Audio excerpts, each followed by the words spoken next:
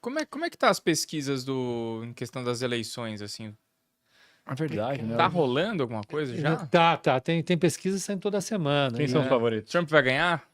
Ele diminuiu a vantagem dele, só que tem problemas nessa história toda, né? Porque lá a gente não sabe quem vota, porque o voto não é obrigatório, né? Então, Tem essa, né? então, quem responde à pesquisa não necessariamente é o cara que vai votar. Nossa, é verdade. E tem a questão do colégio eleitoral. Então, lá não é um voto que define quem vai ser o presidente, né? É o colegiado que vai definir quem vai ser o presidente. Mas o Trump já teve em mais vantagem do que está agora, né? E se você levar em conta que Vai ser Trump e Biden de novo? Trump e Biden de novo. Nossa, o Biden aguenta mais 4 anos de vida? Aguenta. Porque ele tá... Parece que vai morrer a qualquer segundo. Ele tem um ânimo que eu vou te falar que é complicado, viu? A expressão dele de felicidade é a mesma que a dele triste, que é a mesma que a dele com depressão, que é a mesma que a dele eufórico. Né? É incrível. E aí, você veja, o Trump é 4 anos mais novo que ele. Mas é diferente, né? A força vital, parece que, sei lá, mas parece que o Trump, ele velho, né? Mas é que, acho que, mas sabe que a gente... porque ele é meio showman, né? Isso que eu ia falar, a gente tem mais lembranças do Trump na história. Tipo, Pode ser, o cara participou de reality show, o cara participou de filme, o cara participou de luta livre, o cara já participou de tudo, teve reality show. O Biden tá fazendo um bom trabalho? Depende da área. Eu, para ser muito franco, acho assim que a área internacional é deplorável o que ele está fazendo. E para o americano, ele está fazendo um bom trabalho? Eu acho que assim, ele tenta corrigir essas falhas que a gente estava discutindo do ponto de vista das políticas sociais que precisam ser feitas. Então, algumas políticas sociais para tentar acabar com por exemplo, a desnutrição infantil nos Estados Unidos é grande, não sei se vocês sabiam. Não sabia, não. Nos países avançados é a maior. Caramba. Não sabia, não. Mas por quê? A desnutrição... Não me parece fazer sentido. Hã? Não. Cara, mas talvez faça sentido. No desnutrição, não quer dizer que a pessoa não coma. Desnutrição. Vamos Come supor. salgadinho. Isso que eu ia falar. Entendi. O americano Come médio... hambúrguer de 30 centavos. Isso, menino Mas de não 8 uma anos questão puxando o McDonald's de dele. educação alimentar apenas, é uma questão de pobreza mesmo. Pobreza. Tá. Então, aumentou a pobreza nos Estados Unidos. Então, depois da crise de 2008, precisa se lembrar disso, 6 milhões de famílias tiveram seus imóveis tomados. É que é fogo, a gente que é brasileiro aqui, a gente só vê uma foto igual o americano vê uma foto daqui. O americano, ele acha que o Brasil tem macaco na rua, as mulheres só andam de biquíni, como a gente acha lá que tudo é Nova York. Tem um filme do Tarzan da década de 70, que o ator é o Paulo Gracindo, era um ator famoso do Brasil. O Paulo Gracindo, ele era um diretor do Zoológico do Rio de Janeiro, que fica na Quinta da Boa Vista, no meio da cidade do Rio. E o Tarzan foi lá falar com o Paulo Gracindo, e tem alguma coisa, o Paulo Gracindo, eu não me lembro, eu assisti, era criança, e assassinam o Paulo Gracindo, e o Tarzan tem que ir para a selva buscar os assassinos. Ele sai da Quinta da Boa Vista num cipó e chega na Amazônia de cipó. Essa é a visão que eles têm do Brasil. Que maravilha. Deve ser. Eu lembro até hoje o especial Simpson, o primeiro que teve do Brasil. Era macaco andando nos fios tudo sequestrado. Todo mundo era sequestrado e toda mulher tinha um cabelo de fruta assim, sambando na rua. Os Estados Unidos não é isso. Então, não é essa coisa linda que a gente vê. Então, você tem a população em situação de rua nos Estados Unidos hoje é gigantesca. Você tem essas questões da saúde que são muito importantes, né? Você tem questão associada à velhice. Então, o que eles tentaram fazer, e é por isso que o déficit público lá subiu muito também, é tentar aumentar o escopo do Obamacare, que é um programa de assistência médica e de remédios, e aumentar vamos dizer, a base que pode utilizar isso. Isso custou dinheiro. Eles estão com um programa importante para doar remédio para a população carente, fornecer remédio para a população carente, como que a gente tem aqui, só que lá eles não têm genérico. E os laboratórios, para vender para o Estado, colocam os preços lá em cima. Então, o gasto com esses remédios, então nós estamos falando de insulina, nós estamos falando de remédio que controla a glicose, nós estamos falando de remédio para as estatinas, remédio para pressão, que são remédios importantíssimos hoje, eles são vendidos e custam caríssimo.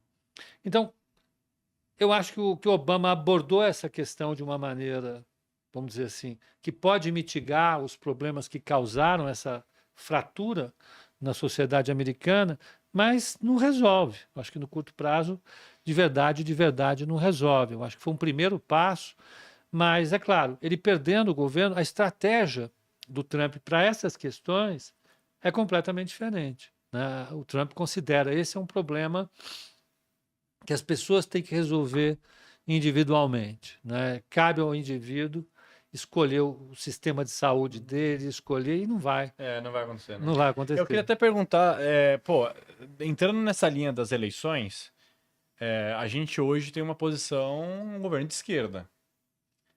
Hoje no Brasil. No Brasil. A gente Brasil. Se o Trump ganhar as eleições nos Estados Unidos, a gente não vai ter um aliado lá dentro dos Estados Unidos, porque suas posições são de pensamento diferente. Sim. Mas ao mesmo tempo a gente é tipo assim, pô... A gente é de boa, mas você acha que pode abalar um pouco o Brasil mais do que o normal, com o Trump voltando para o poder? Não sei, olha, eu tinha essa preocupação quando o Lula ganhou, o presidente era o Bush, George Bush. Uhum. E foi o cara com quem o Lula mais se deu. Mais se relacionou, se relacionou super bem. Uhum. Porque a política externa dos republicanos é diferente, né? É melhor para a gente do que a política externa dos democratas, por incrível que pareça. Tá. Né? Então, não necessariamente. Eu acho que o Trump, apesar de toda aquela o showman, que ele apronta, ele é pragmático também. Ele colocando alguém pragmático no Departamento de Estado, Sim. Ele pode entender uma relação com o Brasil de maneira pragmática também.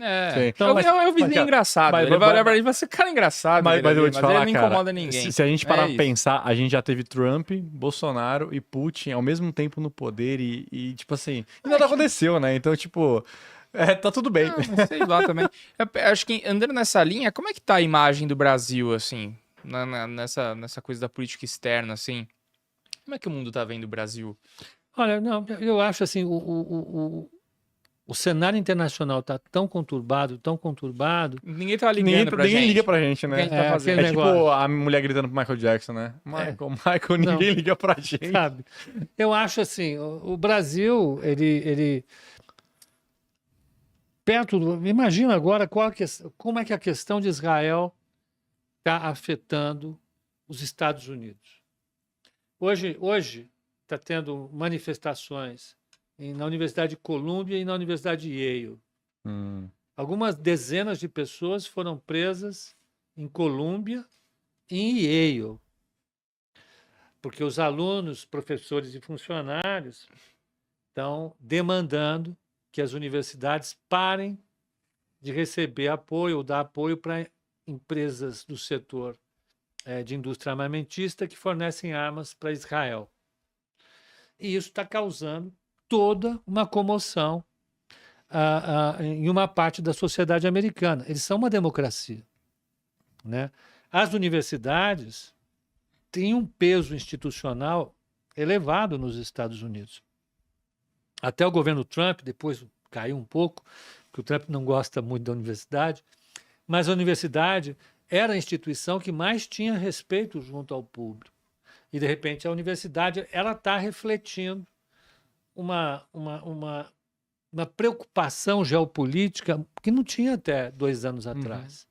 Né? Então, você tem o problema de Israel ali. Você tem a Europa toda tentando discutir de maneira pragmática o conflito na Ucrânia e na Rússia.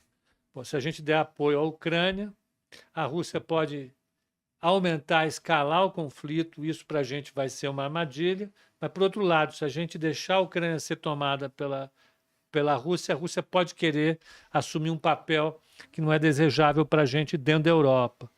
A África está vivendo um problema seríssimo em alguns dos países com instabilidade política. Você tem guerras horrorosas ocorrendo agora na África. E a Ásia, com os conflitos naturais dela. Eu acho que não sobra muito para a América Latina. Eu não estou falando só do Brasil. A América Latina já faz muito tempo tem um papel muito, muito marginal no mundo. A gente é meio autossuficiente e tá tudo certo. O negócio é a gente se preocupar menos com os outros e tocando a nossa... Eu ia até perguntar, eu tava pensando nisso, assim. Mas eu ia perguntar um pouco disso, porque a gente fala muito dos Estados Unidos, a Rússia agora por causa da guerra, né? Israel, China. Mas, tipo assim, cara, Venezuela, Argentina, Cuba, isso impacta alguma coisa a economia do mundo? Cara, isso foi pra Cuba do nada. Venezuela, talvez, por conta pegando aqui ao redor, né? Venezuela, por conta da oferta de petróleo, né? São as maiores reservas de petróleo, mas você vê, o mundo se vira muito bem sem eles. Os Estados Unidos aumentou de novo a sua produção de petróleo, está exportando petróleo para o mundo hoje. Que é muito assim, né? No primeiro momento a galera sente, mas depois, não, mas eu acho que eu consigo sem. Aí abandona e segue a vida. Então, assim, eu acho que o Brasil tem tantos problemas sérios a serem resolvidos que estão sendo marginalizados, que, sabe, ficar se preocupando com a conjuntura internacional, com o papel político do Brasil no mundo, é uma coisa que... Muito pequena, muito pequena. Qualquer discussão ideológica, para mim, é uma discussão absolutamente estúpida. A gente tem que resolver o problema da educação, a gente tem que resolver o problema da saúde, e a gente tem que resolver o problema da segurança no Brasil, né? Isso vai efetivamente colocar o Brasil numa trajetória diferenciada no mundo, que é cada vez mais que vai ter que se preocupar cada vez mais com o problema do clima. Mas eu acho que o que você falou é muito importante, porque o que eu vejo é que cada vez mais a gente vai ficar por uma briga ideológica. E o que importa mesmo vai ser deixado cada vez mais de lado. E a gente vai resolver as coisas pela ideologia daqui para frente. Eu acho que por conta das redes sociais, por conta dos grandes movimentos, por causa dessa sensação de pertencimento que a pessoa, nem sabe mais porque tá têm. brigando, cara. E aí o cara não quer mais saber exatamente o que o outro pode fazer de bom ou de ruim, ou querer realmente resolver os problemas. Isso fica só uma briga de ideológica, ideologia rasa, não é nem uma coisa profunda mesmo, sabe? Isso aí é até engraçado. É um pouco do que eu vejo, assim, não sei como é que você vê isso também. Tem uma coisa até engraçada que, tipo assim, muita coisa que a esquerda fez e depois que o Bolsonaro assumiu, a galera falou que foi ele que fez, mas só se concretizou com ele lá. E teve muita coisa que o Bolsonaro fez e só se concretizou agora que o Lula tá, que a galera tá dando um crédito pro cara. Então fica um negócio gente, muito... Vamos ser adulto. Para de... bem isso, vamos ser adulto. Vamos resolver as coisas mas que tem que ser resolvidas. Eu acho que a questão não é... Eu entendo vocês... Depois que passa muita água debaixo da ponte, a gente fala, sabe, tem alguma coisa a mais nisso tudo. Veja, esses discursos, hoje, eles são efetivamente os que conseguem atingir uma parte importante da população. Sim. Por uma série de questões que cientistas políticos, sociólogos, antropólogos, economistas têm estudado intensamente em todo o mundo. Tem uma literatura vasta sendo feita a partir dessa situação, né? É fato, pô, você coloca alguma coisa aqui na rede social, eu coloco no meu Instagram uma informação, colocar lá, vou dar um exemplo, tá? Taxa de juro pode subir, isso vai fazer os rendimentos do CDB melhorarem.